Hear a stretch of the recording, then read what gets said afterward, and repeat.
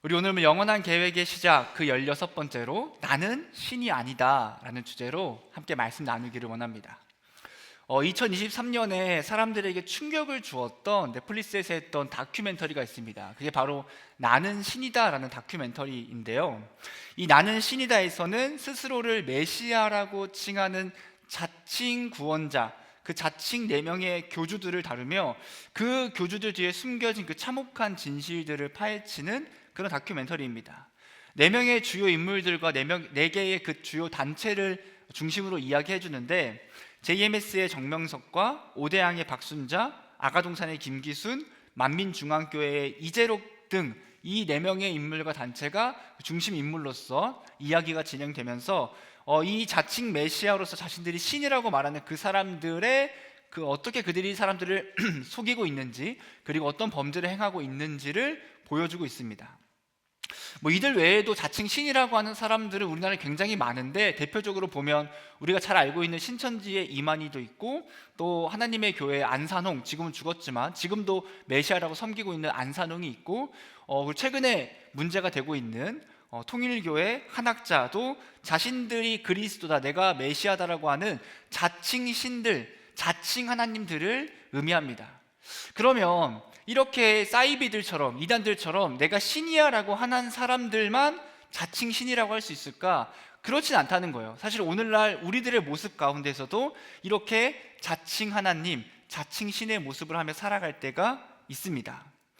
수많은 사람들이, 특히나 예수님을 믿지 않는 사람들은 삶에서 그 주인이 자신이 되기 때문에 그들의 삶 가운데서는 그들이 삶의 주인이고 내가 곧 하나님이 되는 삶을 살아갈 수밖에 없다는 거죠.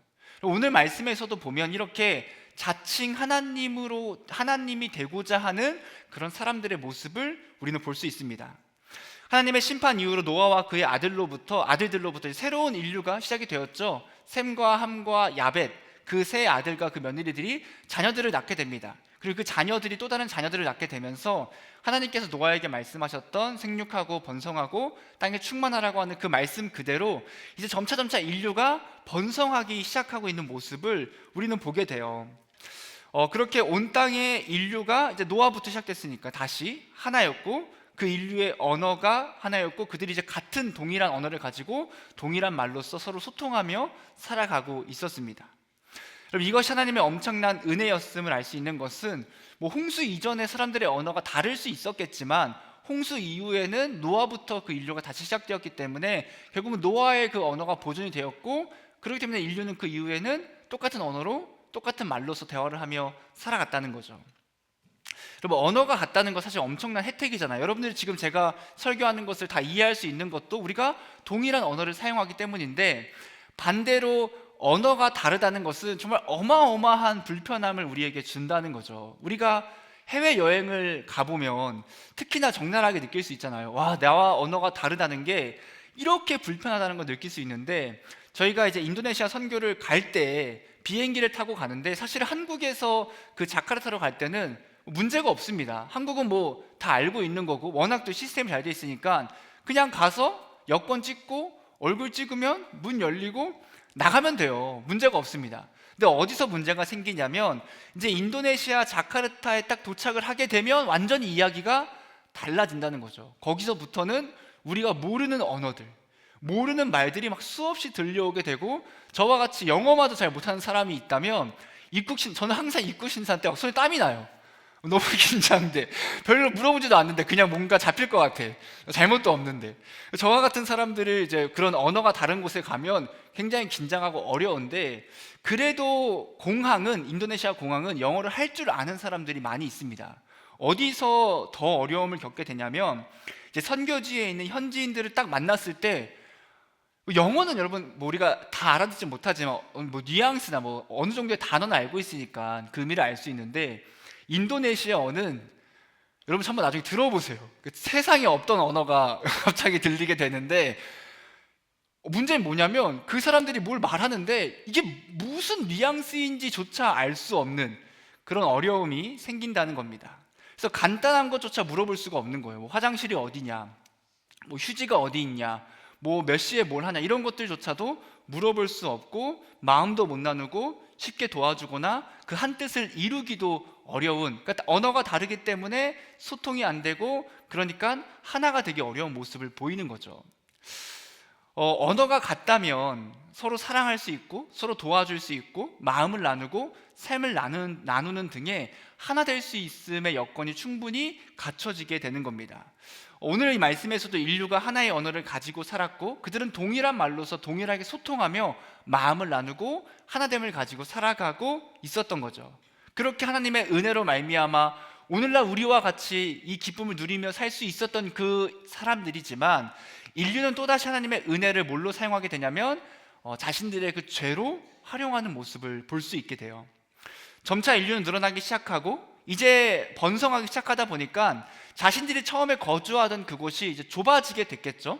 협소하게 됐습니다. 그래서 이제는 우리가 어떻게 보면 더 넓은 곳으로 이동하자라는 마음을 가지고 그들이 이동하게 되는데, 이들에게 주어졌던 명령은 무엇이었냐면 생육하고 번성하고 땅에 충만하라고 말씀하셨기 때문에 자기들끼리 똘똘 뭉치는 것이 아니라 이제는 흩어져야 돼요. 왜냐하면 흩어져야 곳곳에서 생육하고 번성하고 충만할 수 있는 그 하나님의 명령을 이행할 수 있는 그 복을 받을 수 있기 때문에 그들은 흩어져야 했습니다. 하지만 하나님의 명령에도 불구하고 그들은 흩어지는 것이 아니라 함께 동방으로 이동 중에 시날 평지라는 곳을 맞이하게 되고, 그들이 점차 사람이 늘어남에 따라서 그 모든 인원을 수용할 만큼의 넓은 광야, 그리고 그들 모두를 부지할 만큼의 충분한 비옥한 땅을 발견하게 된 거죠.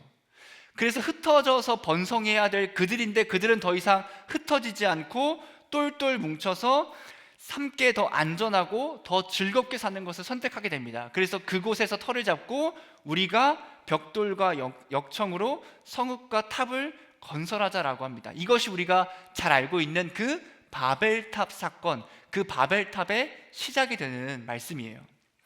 여러분, 성읍과 탑을 쌓는 것 자체가 나쁜 것인가? 꼭 그렇진 않습니다. 근데 이들이 왜 성읍과 탑을 쌓는가? 그 성읍과 탑을 쌓는 목적, 그 본질을 바라봐야 합니다. 그들이 성읍과 탑, 즉 바벨탑을 건설하는 목적은 무엇이었냐면 자신들이 신이 되기 위해서, 즉 내가 하나님이 되고 내가 하나님과 동등됨을 취하기 위해서 그 바벨탑을 쌓아서 그 하늘까지 닿고자 하는 그들의 본질적인 목적이 있었고, 그것이 잘못되었다라고 우리는 이야기하는 겁니다. 오늘날 우리에게도 이런 모습이 있거든요. 내가 하나님이 되고자 하는 모습, 우리가 신이 되고자 하는 모습들이 우리에게 가득가득 넘쳐나기도 합니다. 하나님만이 우리의 유일한 여호와가 되셔야 함에도 불구하고 우리가 하나님이 되고자 하는 모습들이 있는데, 오늘 이 바벨탑을 함께 보면서 그 바벨탑을 건설하고자 하는 목적을 세 가지로 볼 수 있어요. 근데 그 세 가지를 함께 보면서, 그렇다면 우리는 오늘날 내가 신이 되고자 하는데 내가 신이 되지 않기 위해서는 어떻게 해야 하는지, 그 세 가지를 주제로 함께 살펴보도록 하겠습니다. 첫 번째로, 내가 신이 되지 않기 위해서는 하나님만이 유일한 신이심을 우리는 인정해야 한다는 거예요.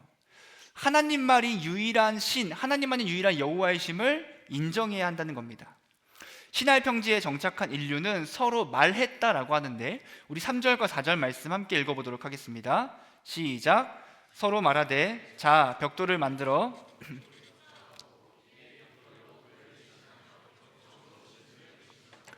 또 말하되 자 성읍과 탑을 건설하여 꼭대기를 하늘에 닿게 하여 우리 이름을 내고 온 지면에 흩어짐을 면하자 하였더니, 여기 보면 서로 말하되 라고 있잖아요. 그게 단순히 대화하자 이런 것이 아니라 이 서로 말했다라고 하는 것은 이들이 모여서 서로 간의 불평과 불만을 이야기하면서 그 불만을 토로했음을 전해주고 있는 거거든요.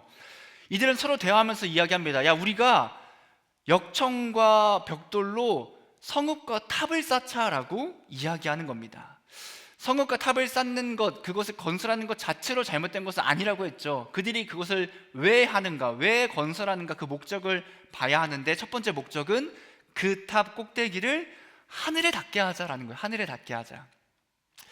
즉 인류는 우리가 신이 되자, 우리가 하나님이 되자라고 하는 그 목적을 가지고 지금 이 탑을 쌓고 있는 겁니다. 사람들은 하나님께 맞서서 반역을 꾀하고 있고, 그들이 스스로 신격화를 하고 있고, 자신들의 영광을 추구하고 자신들의 영광을 나타내고 있어요. 여러분, 인류는 또 다시 죄를 지으며 살아갑니다. 다시 한 번 더 어떻게든 하늘에 닿아 하나님과 동등됨을 취하고자 하는데, 이렇게 하나님과 동등됨, 즉 하나님이 되고자 하는 모습은 처음 있는 일은 아니죠. 언제 우리가 보았냐면 가장 첫 사람인 아담을 통해서 우리는 이 모습을 봤습니다.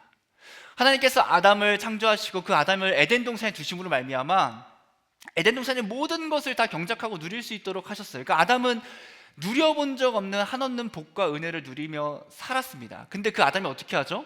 그것으로 만족하지 못하죠. 그래서 자신이 그 땅의 진정한 주인, 즉 아담이 하나님이 되기 위해서 하나님께서 먹지 말라고 했던 금했던 그 선악과를 먹게 되고, 그가 선악과를 먹음으로 말미암아 죄를 지어서 타락을 하고 하나님께 심판을 받게 되는 것을 우리는 볼 수 있는데, 인류가 다시 한 번 더 그 하나님과 동등되고자 하면 하나님이 되고자 하는 모습을 보여주고 있는 겁니다.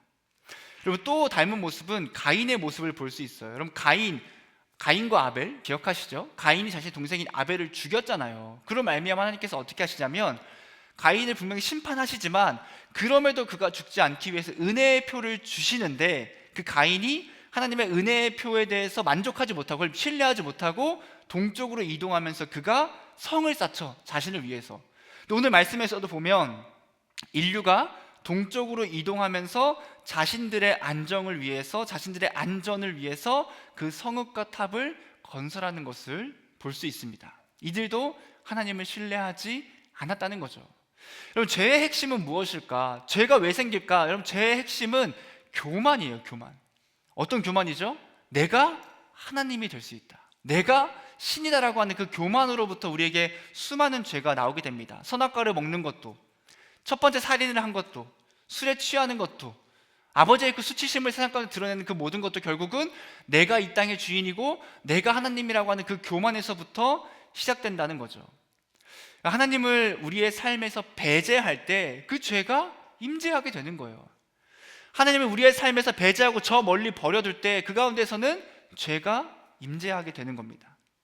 오늘날 우리에게도 하나님이 되고자 하는 모습이 참 많이 있는데, 꼭 뭐 JMS나 신천지나 뭐 통일교 하나님의 교회와 같이 자칭 신이라고 우리가 선포하지 않지만, 내가 신이야, 내가 메시아라고 이야기하고 있지는 않지만, 오늘날 수많은 사람들이 하나님이 창조주이심을 인정하지 않으며 살아갑니다.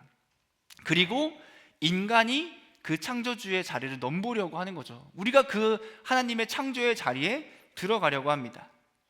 여러분, 인류가 벽돌과 역청이라는 기술을 사용해서 그 높은 탑을, 바벨탑을 쌓으려고 했던 것처럼 오늘날은 과학이라는 기술을 통해서 사람들이 다 내가, 그 인간이 신이 되고자 하는 모습을 우리는 볼 수 있어요. 여러분, 인간은 이 땅에서 사는 걸로 만족하지 않죠. 오늘날 우리가 뉴스를 보면 알 수 있지만 이제는 이 땅은 좁다, 여기선 더 이상 에너지를 한계가 있으니까 어디로 가려고 그러죠? 우주로 가려고 하는 거예요. 그 천체를 정복하고자 해서 우주의 곳곳에 다니면서 그 우주를 다스리고 우주를 지배하고자 합니다. 또한 언제나 아프지 않고 영원히 사는 것을 꿈꾸며 어떻게 하면 우리가 인간을 복제할 수 있을까, 장기를 복제할 수 있을까, 더 오래 살 수 있을까, 영원함을 꿈꿀 수 있을까를 바라보고 AI를 만들면서 우리의 그 모든 일을 대체하고 더 나아가서 내가 인간이 영원히 죽지 않기 위해서 또 그 AI로 살아갈 수 있는 방법을 사람들은 꿈꾼단 말이에요.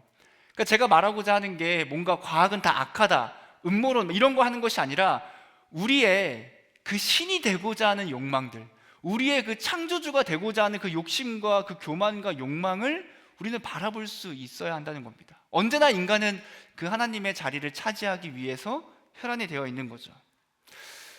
여러분, 이런 것뿐만 아니라 우리가 정말 과학을 믿고 그 과학을 신뢰하고, 때로는 많은 사람들이 과학을 진리처럼 여기잖아요. 여러분들도 사실은 말씀을 들으면서 어떤 청년들은 저거는 과학적이지 않은데, 이성적이지 않은데 라고 생각하지만, 참 아이러니한 건 그 이면에 또 어떤 모습이 가득하냐면 사람들에게 무당과 타로와 운세와 점 등을 보면서 그것들을 통해서 내 미래와 내 운명을 확실케 하고자 하는, 확신받고자 하는 모순이 있다는 거예요.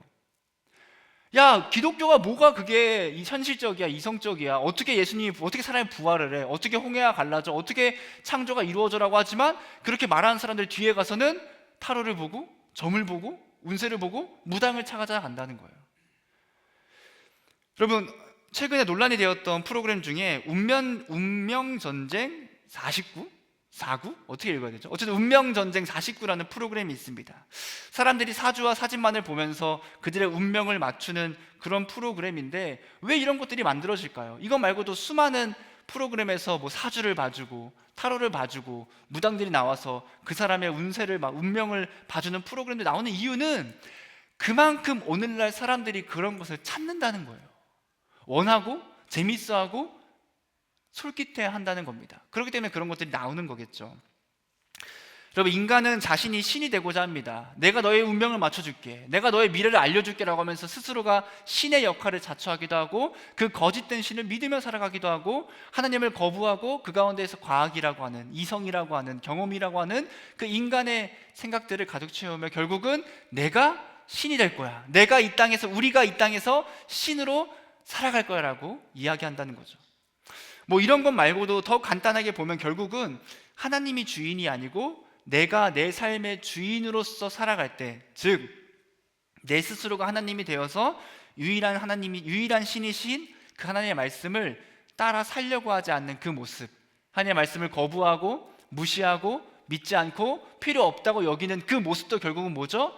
내가 내 삶의 주인이야, 내가 내 삶의 신이고 내가 내 마음대로 살아갈 거라고 하는, 내가 신이 되고자 하는 모습이 될 수 있습니다. 하지만 우리가 알아야 할 것은, 우리 스스로가 하나님이 되지 않기 위해서 반드시 알아야 할 것은 무엇이냐면 우리는 신이 아니라는 겁니다. 우린 신이 될 수 없다라는 거예요. 절대로 그 신의 역할을 감당할 수 없고 하나님 앞에서 너무 미약하고 너무 작은 피조물에 불과하다는 거 우리는 알아야 합니다. 그리고 또 하나로, 오직 하나님만이 유일한 여호와시다, 오직 하나님만이 우리의 유일한 신이라는 것을 우리는 인정하고 믿으며 나아가야 합니다. 두 번째로는 내가 신이 되지 않기 위해서 하나님께만 그 영광을 돌려야 한다는 거예요. 사람들이 바벨탑을 건설하는 두 번째 목적은 무엇이냐면 자신들의 이름을 내기 위해서라고 하는데, 우리 4절 말씀에 이렇게 이야기하고 있습니다. 또 말하되, 자, 성읍과 탑을 건설하여 그 탑 꼭대기를 하늘에 닿게 하여, 그 다음에 보면 우리 이름을 내고 라고 이야기하고 있어요. 인류는 이제 자신들의 이름을 이 온 땅에 각인시키고 알리고 또한 높이고자 하며 결국은 인간이 이 땅에서 그 영광을 받으려고 하는 모습을 보여주고 있습니다. 여러분, 인간의 야망과 그 불경건함을 볼 수 있는 모습이거든요. 그런데 우리가 알아야 할 것은 그 이름이 온 땅에 널리 퍼지고 이름이 알려지고 영광받아야 할 존재가 누구인가? 그것은 오직 하나님밖에 없다는 겁니다. 하나님만이 영광 받으셔야 되고 하나님의 이름만이 전달되어야 되고 하나님의 이름만이 높여져야 하는 거지, 우리의 이름이 세상 가운데 드러날 필요는 없다라는 거예요. 무엇보다 우리가 우리의 이름을 스스로 드러내지 않더라도 하나님께서는 우리의 그 이름을 창대케 하신다고 분명히 약속하셨습니다. 아브라함에게도 이 약속을 하셨고 다윗의 이름에 대해서도 그렇게 말씀하셨어요. 그런데 우리의 이름을 높여주시고 우리의 이름을 창대케 하시는 그 이유가 우리를 높여 세우려고 하는 것이 아니라 결국은 우리를 통해서 하나님께 영광 돌리고 하나님이 영광 받으시기 위한 목적으로 우리를 높여주신다는 거죠. 여러분, 인간이 아무리 위대한 업적을 달성하고 아무리 칭송을 받고 아무리 칭찬받는다 그래도 그 모든 것은 우리의 영광이 아니고 우리의 이름을 높이고자 하는 것이 아니고 그 모든 것을 이루신 하나님의 이름을 높이고 하나님께 영광을 돌려야 합니다. 하지만 인류는 또 다시 그 하나님의 특권을 탈취하려고 하죠. 자신들이 영광을 받고자 합니다. 오늘날 우리에게도 이렇게 이름을 드러내고자 하는 모습들이 참 많이 있는데 하나님의 이름이 아니라 나의 이름을 드러내고자 하는 모습들이 있습니다. 일단은 저와 같은 설교자들이 정말 이런 모습을 조심해야 되거든요. 내 이름을 드러내고 내 영광을 나타내고 나를 드러내려고 하는 모습들이 있어요. 여러분, 설교를 정말 잘하는 목사님들이 많이 있죠. 부럽죠. 그 설교자들이 너무 설교를 잘해서 사람들이 그 설교를 듣기 위해 모이게 됩니다. 하지만 조심해야 될 부분은 무엇이냐면 설교를 잘하는 목사님은 너무 부럽고 너무 하나님께서 큰 은사를 주신 거지만 그로 말미암아 하나님이 영광을 받는 것이 아니라 그 설교자가 영광을 받게 된다면 그것은 잘못된 모습이라는 거예요. 그 교회의 주인공이 그곳의 목회자가 되어버리는 겁니다. 그래서 그 사람의 설교를 듣기 위해서, 그 사람의 설교를 보고 그 사람과 함께하기 위해서 오직 그 목사님만 있는 곳으로 가게 되는 겁니다. 그래서 그 목사님이 설교를 하지 않으면, 그 목사님이 없으면 예배를 드리지 않는 거예요. 그러니까 사실 하나님의 영광을 위해서 예배 드리는 것이 아니라 그냥 한 사람의 말을 듣기 위해서 나아가게 되는 그런 잘못된 모습을 보이게 되고, 또한 설교자들도 막 사람들이 열광하고 너무너무 좋아할 때 자신도 그거에 도취되어서 하나님의 영광이 아니라 나의 영광을 드러내고자 하는 모습을 보일 때가 있습니다. 성도들에게도 이런 위험이 찾아오죠. 여러분, 봉사하고 헌신할 때 우리에게 이런 위험이 찾아올 때가 있는데, 물론 우리 이 예배 하나를 드리기 위해서 정말 곳곳에서 보이지 않고 빛도 없이 이름도 없이 고생하는 우리 수많은 봉사하는 청년들이 있습니다. 근데 때때로 우리가 봉사할 때 우리의 이름을 드러내고 싶을 때가 있다는 거예요. 인정받고 싶고 나타내고 싶을 때가 있습니다. 가장 조심해야 하는 봉사팀 중에 하나가 우리 예배팀인데, 뭔가 왜지? 왜 우리를 걸고 넘어지지 않은 것 같은데, 그럼 예배팀은 눈에 바로 보이는 사람들이잖아요. 그렇죠? 우리 바로 앞에서 찬양하고, 또 찬양이라는 것이 또 우리 예배팀이 제가 객관적으로 생각할 때 잘합니다. 잘하고 너무 좋고 은혜롭고, 그러다 보니까 어떤 모습을 보일 수 있냐면 사람들이 보기에도 멋있어 보이고 대단해 보이고 또 위대해 보일 수 있는 거예요. 그러다 보면 찬양팀 안에서도 어느샌가 하나님을 높여드리는 것이 아니라 찬양하는 나에게 집중되는 모습이 보인다거나, 아니면 찬양하는 우리가 주체가 되어버릴 때가 있다라는 겁니다. 그래서 예배팀에게 가장 중요한 것은 우리가 왜 찬양을 하는가를 언제나 되새겨줘야 돼요. 우리 특히 리더가 알려줘야 되고, 만약 리더가 막 자아도취되어 있다, 그럼 바로 수많은 공격자들이 있기 때문에 더 이상 말하지 않겠습니다. 우리 홍찬이를 바로 잡아주시면 되는 거죠. 걱정이 없네요. 여러분, 보이는 것, 보여지는 것에 우리가 혈안이 되어서 내 이름을 드러내고자 할 때도 있습니다. 또 한 가지 예를 들어볼까요? 여러분, 헌금에 대해서 우리 청년들은 사실은 헌금하면 그것이 보이지 않지만, 주보에 없지만 우리 작년부 예배 주보에 보면 헌금 명단이 나오거든요. 그럼 왜 헌금 명단이 있을까? 여러분, 그 이유는 헌금이 바르게 교회에 전달되었다는 것을 알려주는 그런 용도로 쓰이는 게 헌금 명단이거든요. 오늘날은 사실 우리가 이제 거의 계좌이체로 헌금을 하니까 이 돈을 누가 빼갈 수 없죠. 빼가기 쉽지 않죠. 근데 과거에는 이제 헌금 주머니를 돌리고 아니면 헌금함에 돈을 넣잖아요. 근데 그때 어떤 사람들은 돈을 넣는 척하면서 돈을 빼가기도 하고, 그리고 헌금 봉투를 때로는 훔쳐가기도 하고, 그런 모습들이 있었습니다. 그런 모습들이 있는데, 그러다 보니까 성도들이 헌금을 낼 때 성도님의 헌금이 교회에 잘 전달되었습니다라는 것을, 그 정보를 알려주는 용도로 사용한다라고 생각하면 되는데, 그럼에도 불구하고 이것을 통해서 자신을 드러내고자 하는 사람들이 때때로 있다는 거예요. 헌금을 합니다. 수많은 헌금을 합니다. 11조도 하고 건축 헌금도 하고 감사 헌금도 하고 1,000번제도 합니다. 대단한 거죠.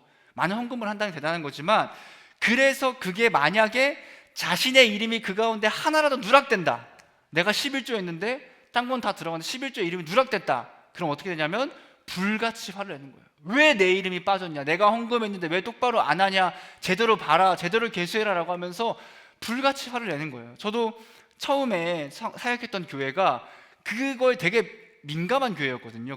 그 주보에. 그래서 주보에 오타가 있거나 아니면 헌금 명단에 어떤 성도가 빠진다, 그럼 뭘 하냐면 한 200부, 250부를 뽑았던 것 같은데, 그 250개의 이름 라벨을 다 뽑아서 새벽 내내 작업을 하는 거예요. 그 이름을 붙이는 거예요. 그 성도가 실족하지 않게였을까? 어쨌든 그 성도가 상함이 없게 그 이름을 다 붙였던 그런 기억이 있었습니다. 교회에서뿐만 아니라 우리가 세상에서도 마찬가지거든요. 세상의 사람들이 보여지는 것, 우리가 좋은 직장에 취업하거나 좋은 대학에 가거나 사업에 성공하거나 돈을 많이 벌게 되었을 때 사람들이 부러워하고 대단해하고 막 칭송하고, 야, 너 대단, 어떻게 그렇게 했니, 어떻게 그렇게 들어갔니라고 높여준단 말이에요. 그때 우리가 어떻게 해야 되냐, 어떤 모습을 보일 때가 있냐면 나를 높이는 거예요. 내가 이렇게 열심히 했어, 나 이런 방법을 취했어, 내가 이렇게 노력했어, 이렇게 해봐 저렇게 해봐 하면서 내가 그 모든 영광과 그 모든 칭송을 다 받는 거예요. 분명히 우리는 기도했는데, 하나님께 구하고 바라고 주님을 붙잡았는데, 막상 그 모든 것이 이루어지고 난 다음에는 그 모든 영광을 하나님께 돌리는 것이 아니라 다 내가 취하려고 하는 그런 모습을 보일 때가 있습니다. 여러분, 예수님은 우리에게 어떻게 말씀하시냐면 구제할 때에 오른손이 하는 것을 왼손이 모르게 하라고 말씀하십니다. 또 바리새인과 같이 겉으로 드러내면서 금식하거나 기도하거나 구제하지 말라고 말씀하십니다. 오히려 예수님은 드러내지 않는 것이 그 드러내서 칭찬받는 것보다 복되다라고 말씀하시거든요. 왜냐하면 이 땅에서 내가 어떤 걸 드러내서 사람들에게 칭찬과 영광을 받으면 이 땅에서 끝나버리지만, 내가 하나님을 위해 헌신하고 섬기고 나아갔을 때 아무도 모를지언정 하나님께서는 그 모든 것을 아시고, 그때 하나님께서 이 땅에서 우리가 무언가를 받지 못할지언정 하나님의 그 나라에서 영원한 상급, 그 영원한 보상을 주신다라고 분명히 말씀해 주고 계십니다. 여러분, 그렇기 때문에 우리는 이 땅에서 하나님의 일을 감당하는 수많은 청년들이 있잖아요. 우리 뭐 LG들도 있고 뭐 예배팀도 있고 수많은 봉사하는 청년들이 있는데, 내가 무언가를 할 그때에 사람들이 몰라줄 때가 참 많습니다. 그렇죠? 우리 방송실에서도 지금 방송실에 한 4명 있거든요. 모르죠?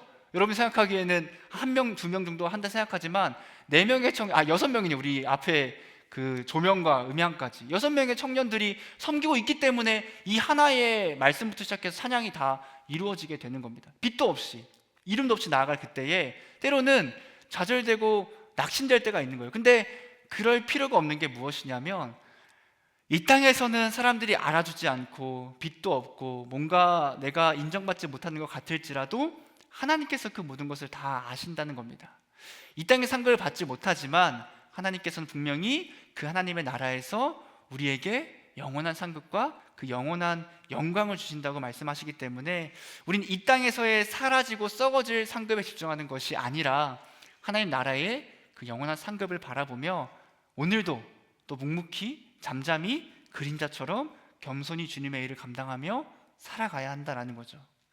또한 예수님은 어떻게 높아질 수 있는지 묻는 제자들에게 언제나 낮은 자가 높임을 받는다 말씀하시고, 그 대표적인 인물로 우린 세례 요한을 볼 수 있습니다. 세례 요한은 참 겸손한 자죠. 그는 예수님이 오심에 대해서 선포하면서 그의 신을 들기조차 내가 할 수 없다라고 말하면서 자신은 그저 예수님의 그 길을 예비한 자임을 확고히 했고, 심지어 예수님조차도 치유나 기적이나 그 영광을 나타내시면서 본인이 영광 받으시는 것이 아니라 그 모든 것들을 통해서 하나님께 영광을 돌리게 하시는 겁니다. 우리는 신이 아니에요. 우리는 영광을 받을 필요가 없는 존재입니다. 그리고 하나님께서 이미 우리를 영광스럽게 하시고 우리의 이름을 창대케 하신다고 말씀하셨어요. 오직 하나님만이 영광을 받으실 유일한 분이시기 때문에 우리는 나의 이름을 드러내며 내가 영광 받고자 하는 것이 아니라 우리의 순종과 섬김과 헌신과 그 예배를 통해서 오직 하나님만이 영광 받으시고 하나님께만 영광 돌리는 삶을 살아가야 합니다. 마지막 3번째입니다. 내가 신이 되지 않기 위해서는 우리는 하나님 말씀에 순종하며 살아가야 합니다. 사람들이 바벨탑을 건설하는 3번째 목적은 무엇이냐면 온 지면의 흩어짐을 면하자라고 했어요. 우리 4절 말씀 마지막으로 한 번 더 함께 읽어보겠습니다. 시작. 또 말하되 자 성읍과 탑을 건설하여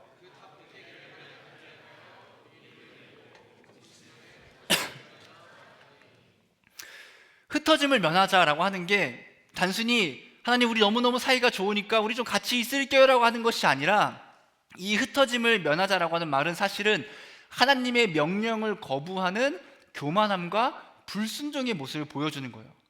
처음에 이야기했죠. 하나님께서 노아에게 생육하고 번성하고 땅에 충만하라라고 명령하신 거예요. 이들은 흩어져야 되고 이들은 온 땅 가운데 번성하고 충만해져야 하는데 지금 어떤 모습을 보이고 있는 거냐면, 한 도시 바벨에 모여서 견고한 성을 쌓고, 야 우리가 이곳에서 똘똘 뭉쳐서 우리끼리 잘 살아보자, 우리끼리 너무 행복하니까 너무 좋으니까 우리 흩어지지 말자라고 하면서 하나님의 말씀을 거역하고 노골적으로 거부하고 있는 겁니다. 또한 이들은 하나님의 심판을 다시 받지 않기 위해서 하나님을 의지하는 것이 아니라 자신들의 힘으로 그 심판을 극복하고자 하는 거예요. 우리가 견고한 탑을 쌓아서 하나님의 심판에서도 버티고 이겨내자라고 하는 모습을 보여주고 있는 거죠. 하나님의 명령을 거부하고 자신들의 힘으로 평화와 안정을 지키고자 하는 그 불순종의 모습을 보여주고 있습니다. 우리에게도 또 이런 모습이 있는데, 내가 좋아하는 사람들과만 함께 하려고 하는, 그렇게 우리끼리만 똘똘 뭉치려고 하는 그 모습이 우리에게도 있습니다. 여러분, 그래서 자신들이 좋아하는 공동체를 흩트는 것을 여러분 너무 싫어하죠. 우리 청년부는 1년마다 셀이 바뀝니다. 올해 이제 셀이 새로 배정되었고, 또 내년 초가 되면 셀이 바뀌게 되는데, 이때 어떤 모습이 생기게 되냐면, 이 셀이 너무 좋은 청년들이 너무 좋은 나머지 그 셀을 바꾸는 것에 대해서 막 엄청난 불만을 이야기하는 거예요. 왜 셀을 바꿔야 하냐? 왜 교회가 마음대로 셀을 바꾸냐? 우리 지금 사이가 너무너무 좋은데 우리끼리 함께 잘하겠다, 우리 한 번 더 같은 셀이 되게 해달라고 막 이야기합니다. 그러면서 그 셀을 흩고 그 안에서 내가 친한 사람이 없으면 더 이상 교회에 나오지 않고, 또 내가 싫어하는 사람이 있으면 예배는 드리지만 더 이상 그 공동체에 함께하지 않으면서 내가 좋아하는 사람들로만, 내가 함께하고 싶은 사람들과만 끼리끼리 하려는 그 모습을 보일 때가 있다는 거예요. 하지만 여러분, 이 모습은 성경적인 모습은 아니라는 겁니다. 예수님은 차별이 없으신 분이거든요. 예수님은 교회의 머리시고 교회는 그분의 몸입니다. 우리 한 명 한 명은 그 몸의 지체라고 했죠. 지체. 그래서 우리 모두가 함께 모일 때 한 몸이 되는 거예요. 손이 발이 싫다 그래서 그 몸에서 떨어져 나갈 수 없는 것처럼, 눈이 귀가 싫다 그래서 그 몸에서 떨어져 나갈 수 없는 것처럼, 우리가 내가 뭔가 마음에 안 들고 뭔가 맞지 않고 뭔가 싫고 불편한 사람이 있다 그래서 그 몸에서 떨어져 나갈 수 없고, 오히려 너무너무 다른 우리가 하나가 될 때 한 몸을 이룬다는 그 하나님의 아름다운 말씀이 여러분 성경에 있는 거예요. 그러니까 다르다는 거예요. 맞지 않을 수 있다는 거예요. 서로 생각과 마음과 생김새와 모습들이 다름을 성경은 말해주고 있습니다. 근데 오히려 그 다른 지체가 하나를 이룰 때 진짜 한 몸이 된다고 전해주고 있는 거죠. 예수님은 바리새인과 율법교사와 서기관들과 세리와 고아와 과부와 죄인들을 동등하게 보시며 유대인과 이방인들을 하나 되게 하십니다. 예수님은 우리끼리만 조싸우니 너희끼리만 똘똘 뭉쳐라고 말씀하시는 것이 아니라, 그 성경을 통해서 너희는 유대인이나 헬라인이나 종이나 자유인이나 남자나 여자나 다 그리스도 예수 안에서 하나라고 말씀하시면서 모두가 다 하나가 되어서 함께 나아가라고 말씀해 주고 계신 거죠. 남자든 여자든 어린이든 노인이든 내국인이든 외국인이든 어떤 지역의 사람이든 장애인이든 비장애인이든 과거에 범죄가 있을지라도, 이 사람이 술 취해서 이 교회에 올지라도, 내 옆에 있는 어떤 청년이 담배 냄새가 풀풀 날지라도 그 사람이 예수님을 온전히 믿는 사람이라면 우리가 배척하고 배제하는 것이 아니라 그 사람을 안아주고 포용하고 사랑하며 우리가 함께 해야 된다고 하나님 말씀해 주고 계십니다. 우리가 이렇게 여러분 잘 모여서 하나가 되어야 돼요. 우리 모두가 한 공동체가 되어야 하는데, 또 잘 모이는 만큼 잘 흩어지는 존재가 되어야 합니다. 예수님께서는 온 땅에 복음을 전하라고 말씀하셨죠. 유대와 사마리아와 땅끝까지 복음을 전파하라고 말씀하시면서 모든 족속을 제자 삼고 세례를 주고 그 복음을 가르쳐 지켜 행하게 하라고 말씀하십니다. 여러분, 교회는 또한 잘 흩어져야 돼요. 복음이라는 그 핵심적인 가치관, 그 복음이라는 핵심을 가지고 우리는 하나로 뭉쳐서 함께 예배하고 함께 교제하고 함께 사랑해야 됩니다. 근데 그 은혜를 가지고 우리끼리만 또 있는 것이 아니라, 이제는 내가 있는 그 일터로, 직장으로, 가정으로, 이웃에게로, 학교로 우리는 흩어져서 그곳에서 복음을 전하고 복음을 드러내고 빛과 소금의 역할을 감당하며 살아가야 합니다. 그렇게 하나님 말씀에 순종하는 삶을 살아갈 때 내가 내 삶의 주인이 아니라 하나님이 내 삶의 주인이 되시는 거예요. 바벨탑은 하나님이 되고자 하는 인간의 교만, 어리석음, 복을 무시하고 명령을 거부하며 신이 되고자 하는 그 모습을 보여주고 있는 것이 이 바벨탑입니다. 결국 하나님께서 그 바벨탑을 어떻게 하십니까? 하나님께서 바벨탑을 봐요. 인간 스스로 탑을 쌓고 있는 것을 보면서 그것이 너무 미천하고 보잘것없어 하나님께서 그걸 보러 직접 내려오십니다. 여러분, 안 보여서 내려온 게 아니시겠죠. 하나님께서 다 아시고 이 모든 걸 알고 있지만, 하나님께서 이 땅에 그걸 보려고 내려왔다는 것은 인간의 입장에서는 위대하고 대단하고 주인 삼는 그 모든 것이 하나님이 보시기에는 진짜 너무 미천하고 보잘것이 없음을 전해주고 있는 겁니다. 보이지 않을 정도의 그 보잘것 없음이라는 거죠. 결국 하나님께서는 흩어지기 싫어하는, 그래서 바벨탑을 쌓은 인간들을 언어를 다르게 하면서 다 흩어버리시게 됩니다. 바벨탑은 절대로 하늘에 닿을 수가 없죠. 여러분, 우리가 바로 그런 존재입니다. 우리는 신이 아니고 우리는 하나님이 될 수 없습니다. 하나님의 형상에 따라 지음 받아서 하나님의 성품을 담고 있지만 절대 하나님이 될 수 없다는 거예요. 오늘날 수많은 사람들이 스스로 하나님이 되고자 합니다. 심지어 하나님을 믿는다 하고 있는 우리들조차도 삶 가운데서 내가 하나님이 되어 살아가고자 할 때가 참 많이 있어요. 하지만 창세기를 통해서 우리는 계속 무엇을 보게 되냐면 우리가 어떤 존재인지를 바라보게 됩니다. 우리는 어떤 존재죠? 아무것도 아닌 존재라는 거예요. 인간은 하나님 앞에서 아무것도 아닌 존재라는 거예요. 우리의 그 위대함이, 우리의 그 뛰어남이 하나님 앞에서는 보잘것없는 그냥 먼지와 같은 피조물에 불과하다는 거죠. 하지만 이것이 좌절이 아니고 이것이 불평과 불만이 아닐 수 있는 것은 이렇게 미약하고 진짜 하나님 앞에서는 티끌만한 먼지와 같은 우리이지만 그런 우리를 하나님께서 사랑하신다라고 계속 말씀해 주시는 겁니다. 계속 죄를 짓고 계속 넘어지고 계속 무너지지만 그럼에도 하나님께서 찾아오셔서 용서하시고 지켜주시고 사랑해주고 있다는 것을 보여주시면서 심지어 자신의 아들을 보내주셔서 영원토록 우리를 구원해 주시고 영원한 생명과 영원한 나라를 주신다는 것을 말씀해 주십니다.